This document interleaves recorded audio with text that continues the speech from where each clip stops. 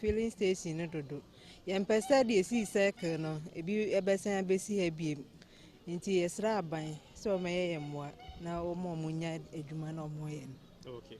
Thank you very much. So you've heard from most of the residents who feel affected by the presence of this filling station, and we are hoping that the appropriate authorities are actually watching and then they will step in to do something about it. Till you hear from us again on this very issue, this is Gabriel Obudai Togbashon reporting. Of course, those were residents of Saman expressing displeasure over the sighting of a filling station in their community, and they are hoping that the rightful officers or the right people who are in charge of taking care of such issues come on board and intervene, making sure that all is well.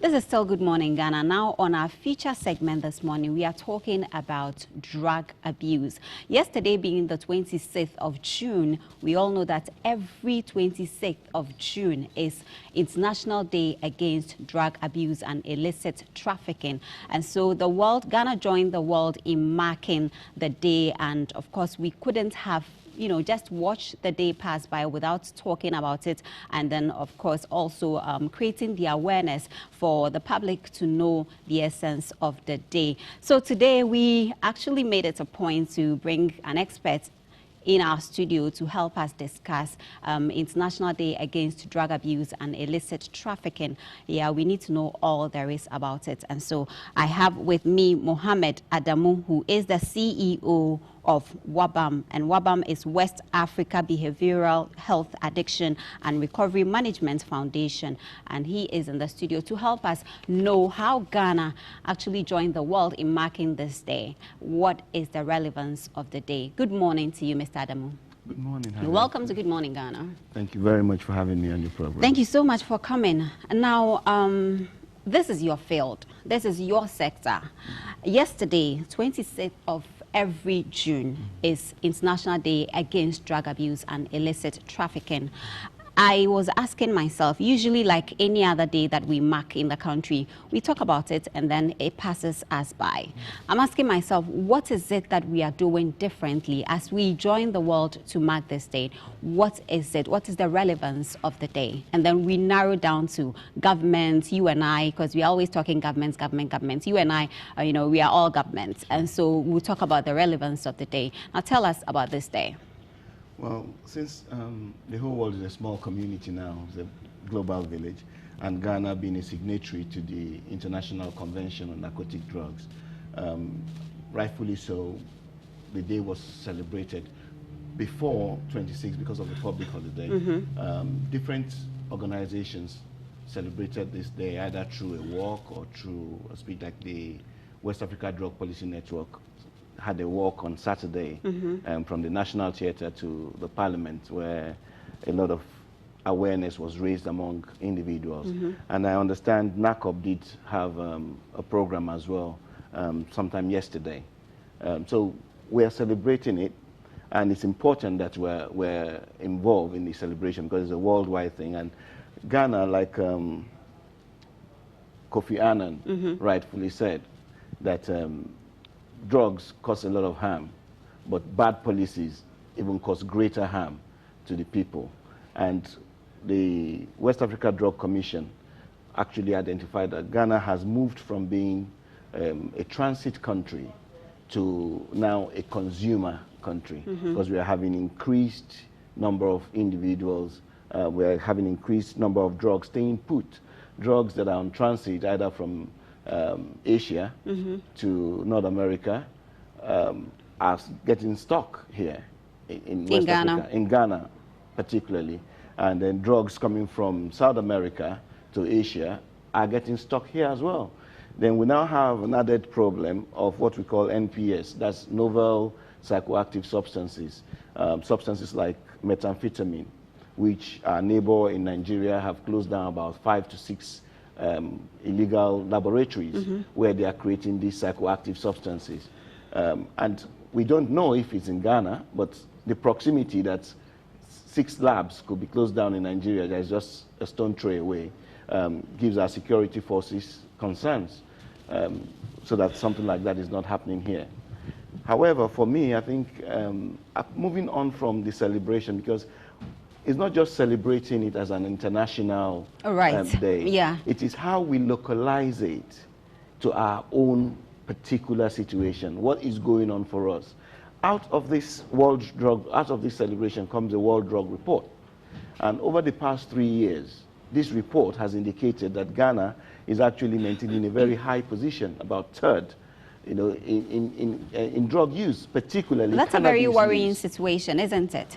It is extremely disturbing. First, second, and now third. Yes. I'm asking myself, what are we not doing right as a nation? Because one would have thought that after being ranked first, okay, let's say first, second, at least we, even if we were sleeping, by now we should be awake, trying to do something about the situation. But it seems as we are relaxed, and like any other day, we are just going to talk about it, make noise about it, and let it bypass us. And that is why I asked, are we really making use? What is the relevance of the day as we celebrate it here in Ghana? Because other countries definitely will embark on a course. Are we equally embarking on a course? Well, I will say yes and no to an extent. There is something called responsibility, and there is something called pseudo-responsibility, when we have a false sense of responsibility. I think over the years, there have been more rhetorics than action, either from most actors. Ghanaians are noted for that. So there's a lot of talk, but one thing that has failed us over the years is implementation. Walking the talk. Exactly. And with that comes leadership failure in organizing actually the stakeholders, the key players.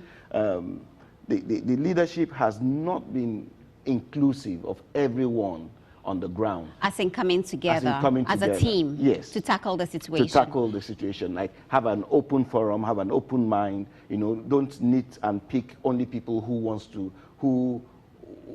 are the yes people or who just wants to follow what you say. Let's identify these officers, the officers that are supposed to come together. Now, I know the Ministry for Education is one of it. Yeah, the Ministry of Education, especially with the youth cannabis use that's been on the increase over the years, the Ministry of Education has a very, very significant role here. The Ministry of Social Welfare has a very significant role to play here. However, leadership is needed from NACOB. All right.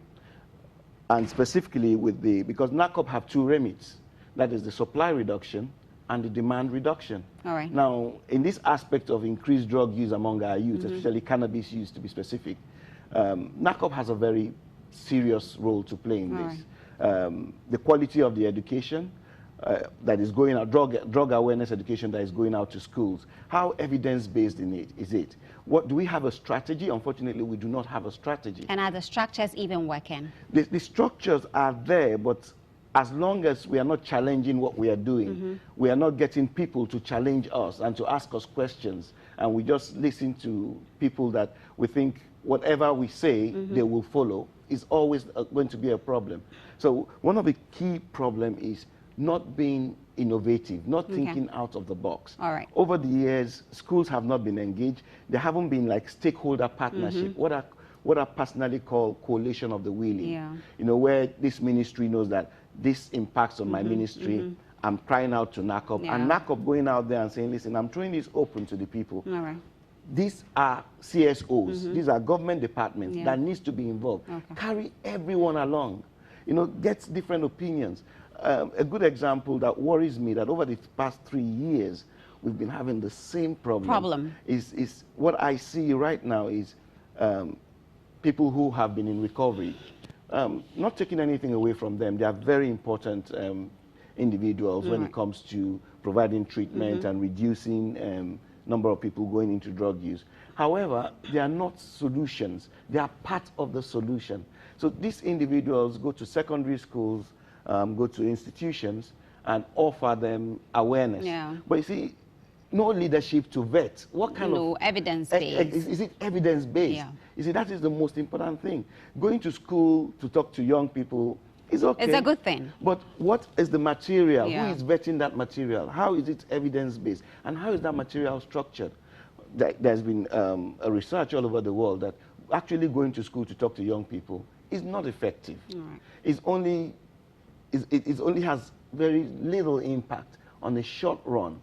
After the person is gone, the kids are forgotten. Okay, so now we know that the government setups are supposed to come together and create that partnership needed to tackle the problem at hand. Now, you are the Chief Executive Officer of a non-governmental organization, which will be the West Africa Behavioral Health Addiction and Recovery Management, Wabharm.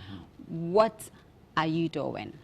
Since we have already identified the problems. Now, what are we doing? We are talking government. You and I, we are government. What are you doing? I know that with this establishment, definitely it means you are providing some solution or making sure that the problem doesn't continue. So let us know what your outfit is set up for. Well, the West Africa Behavioral Health Addiction and Recovery Management is what we call an integrated dual disorder treatment service, where we work with individuals who have a drug problem or with the mental health, because we really can't separate mental health and drug problem too far away. You know, an apple doesn't fall too far from its tree. So we have two services out of the organization. That is the Laila Memorial Center, LMC, which is an open access community service where individuals, families can just walk in and seek information about any kind of drugs or any kind of mental health problems, stress management, anything.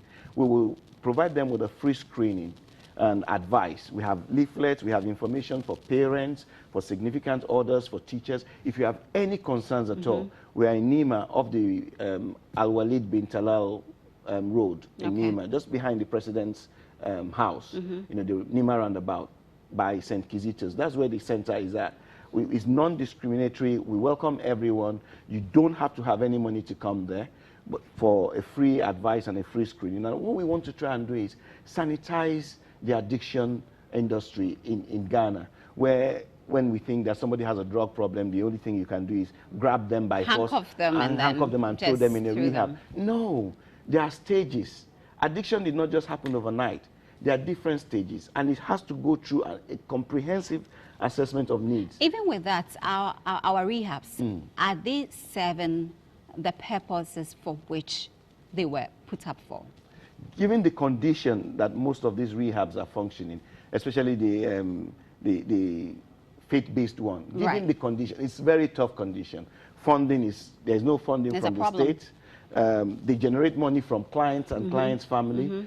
The standard could be better. We can work more, especially on assessment, on the kind of program we deliver, so that we don't depend just on faith-based only.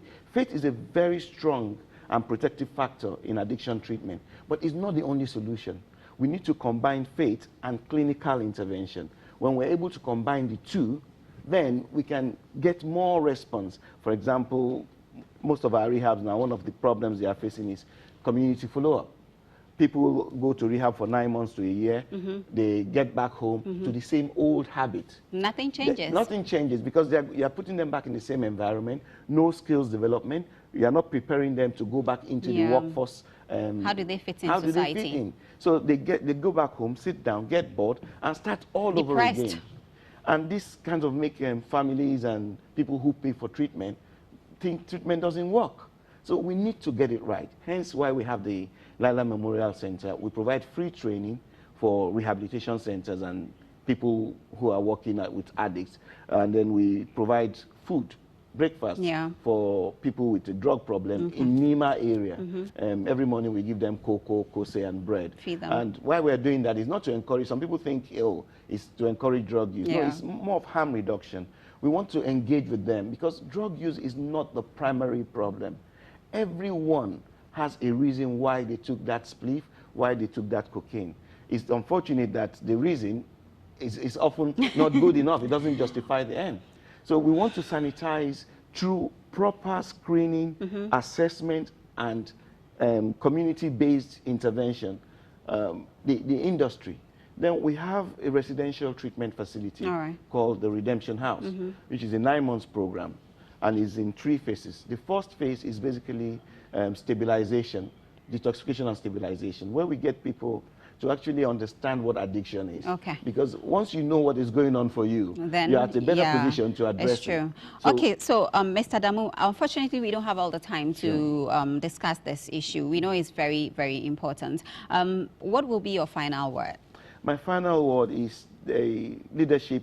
I'm very happy, by the way, with the Ministry of Education. Okay. We've written to them, the Ghana Education Service, GES, and then the Ministry of Education. We've had a very positive response. What we are proposing to them is a 5-year strategy of working with schools.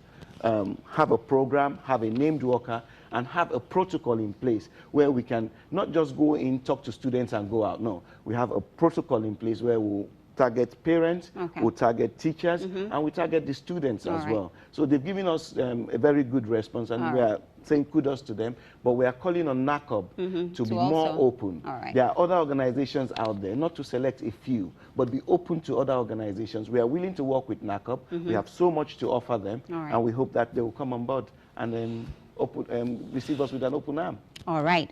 Thank you very much, Mohammed Adamu. Mohammed Adamu is the Chief Executive Officer of Wabharm, West Africa Behavioral Health, Addiction and Recovery Management Foundation. Thank you so much for your time. Well, you're still watching Good Morning Ghana after bringing you details of how International Day for Drug Abuse and Illicit Trafficking was celebrated or marked here in Ghana. Time now for us to de-stress you. Of course, also letting you know what is happening in the world of entertainment. There is so much to talk about today, and I know my beautiful colleague Ria is ready to let us know what is happening in the world of entertainment. Good morning to you, beautiful. Good morning, Harriet. You know, I was born ready for this. Yeah. Good morning. How are you doing? I am good, my dear. How was the Salah celebration? Well, it was just time with the family. You know, hardly do we get time to do that. So, So the family is always